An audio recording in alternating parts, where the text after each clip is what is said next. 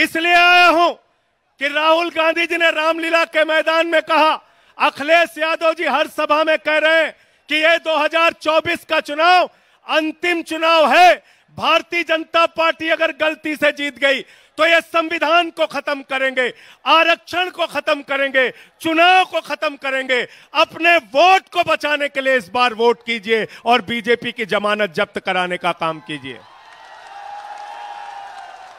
और जब मैं कह रहा हूं कि आरक्षण खत्म करेंगे तो इस बात के आधार पर कह रहा हूं कि भागवत जी ने कहा था आरक्षण खत्म होना चाहिए। मनमोहन वैद्य आरएसएस के नेता कहते हैं आरक्षण खत्म होना चाहिए। 1989 में भारतीय जनता पार्टी ने आरक्षण का विरोध किया था जब ओबीसी का आरक्षण लागू हुआ था। ये लोग संविधान खत्म करना चाहते हैं। लल्लू सिंह कहते हैं अयोध्या के प्रत्याशी संविधान खत्म करो, ज्योति मिर्धा कहती हैं संविधान खत्म करो, अरुण गोविल कहते हैं संविधान खत्म करो, अनंत हेगड़े कहते हैं संविधान खत्म करो। अरे जो बाबा साहब का संविधान खत्म करेगा हम उसकी राजनीति खत्म करेंगे, यह संकल्प हमको लेना है। इतनी नफरत है भाजपा के मन में, इतनी नफरत। 5 साल तक मुख्यमंत्री रहे अखिलेश यादव जी, 5 साल तक।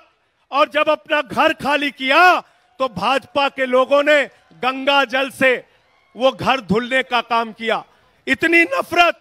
अभी कुछ दिन पहले कन्नौज के अंदर अखिलेश यादव जी एक मंदिर में चले गए, उस मंदिर को गंगा जल से धुलने का काम किया। इतना अपमान करते हो आप, इतनी बेइज्जती करते हो आप, इतनी घृणा है आपके मन में पिछड़ों के प्रति, दलितों के प्रति। मैं आप लोगों से निवेदन करने के आया हूं, जो अखिलेश यादव का अपमान हुआ अपने वोट की ताकत से उसका बदला ले लेना।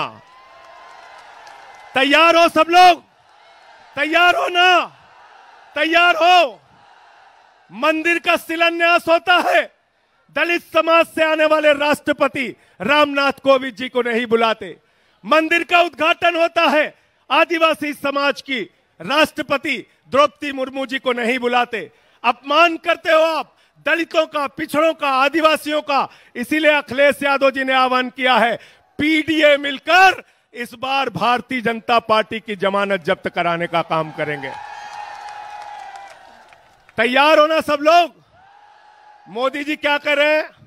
कह रहे हैं 400 पार, 400 पार, 400 पार। हमने कहा इन चक्करों में मत पड़ना, ये मोदी जी का जुमला है।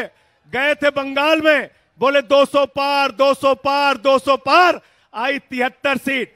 गए झारखंड में, बोले 65 पार, 65 पार, 65 पार, आई 23 सीट। गए हरियाणा में, बोले 75 पार, 75 पार, 75 पार, आई 40 सीट। गए महाराष्ट्र में, कहने लगे 150 पार, 150 पार, 150 पार, आई 105 सीट। गए कर्नाटक में, कहने लगे 130 पार, 130 पार, 130 पार, आई 65 सीट। गए दिल्ली में, कहने लगे 45 पार, 45 पार, 45 पार, आई 8 सीट। गए मिजोरम में, कहने लगे 21 पार, 21 पार, 21 पार, आई 1 सीट। अब कह रहे 400 पार, 400 पार, 400 पार।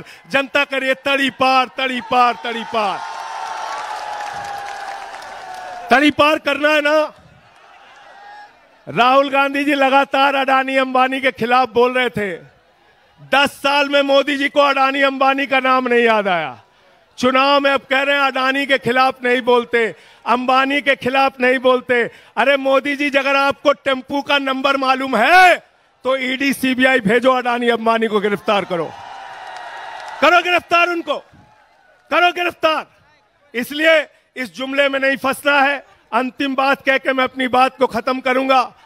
साथियों और दोस्तों, अखिलेश यादव जी ने उत्तर प्रदेश के विकास के जो काम किए उसके फीते आज तक काटे जा रहे हैं, उसके फीते आज तक काटे जा रहे हैं। इसलिए ये लोग स्कूल नहीं बना सकते, अस्पताल नहीं बना सकते, सड़कें नहीं बना सकते, बिजली पानी नहीं दे सकते। मोदी जी आए थे कोरोना के टाइम में, उन्होंने कहा भाइयों और बहनों, गांव-गांव में कब्रिस्तान है तो शमशान होना चाहिए कि नहीं होना चाहिए? ये शमशान बनाने वाले लोग हैं। ये आपके बच्चों को स्कूल अस्पताल नहीं दे सकते। हमारे मुखिया अरविंद केजरीवाल को जेल में डाल दिया, मनीष सिसोदिया को जेल में डाल दिया, सत्येंद्र जैन को जेल में डाल दिया, मुझे 6 महीने जेल में रखा। 6 महीने नहीं, पूरी जिंदगी जेल में रखोगे तब भी तुमसे लड़ेंगे और जीतेंगे। जय हिंद, इंकलाब जिंदाबाद, समाजवाद।